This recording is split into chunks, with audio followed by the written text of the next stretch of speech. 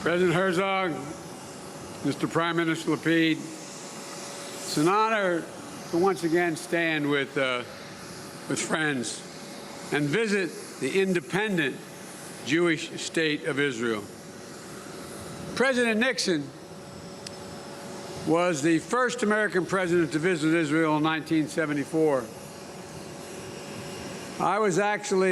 My first visit was, as you mentioned, as a young United States Senator from Delaware in 1973, just a few weeks before the Yom Kippur War.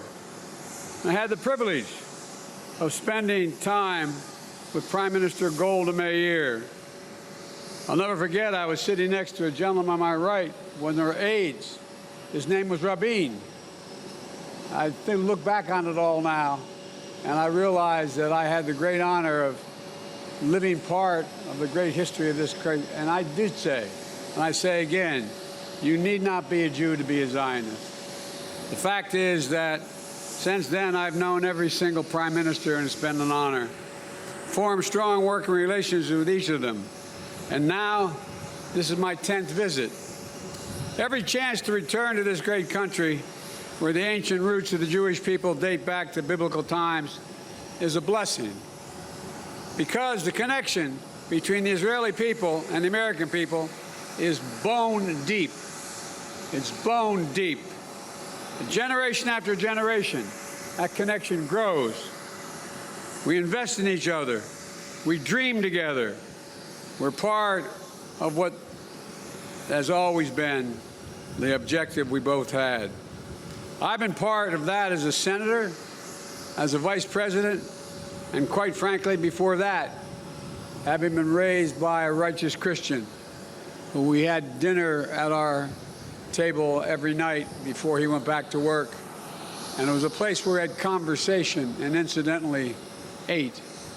And I remember he taught us all about what happened in the Holocaust. Why weren't the tracks bombed? Why did we not? Why? And he imbued in us a sense of obligation that we all have. And now as president, I'm proud to say that our relationship with the State of Israel is deeper and stronger, in my view, than it's ever been. And with this visit, we're strengthening our connections even further. We have reaffirmed the unshakable commitment of the United States to Israel's security, including partnering with Israel on the most cutting-edge defense systems in the world. From here, I'm going straight to a briefing on Israeli missiles and rocket defense capabilities, including the U.S. support for the Iron Dome and Israel's new laser-enabled system called the Iron Beam. We're going to deepen our connections in science and innovation and work to address global challenges through the new strategic high-level dialogue on technology. We'll continue to advance Israel's integration into the region, expand emerging forums and engagement like the new I2U2 Summit, which will bring Israel, the United States, the UAE together, and India as well, to deepen our economic cooperation between the Middle East and the Indo-Pacific. Greater peace, greater stability, greater connection. It's critical. It's critical, if I might add, for all the people of the region, which is why we'll discuss my continued support, even though I know it's not in the near term, a two-state solution. That remains, in my view, the best way to ensure the future of equal measure of freedom, prosperity, and democracy for Israelis and Palestinians alike. We're going to celebrate the ending of people-to-people connection and the enduring connection that binds our nations together, commemorate the history that we must never allow to repeat itself.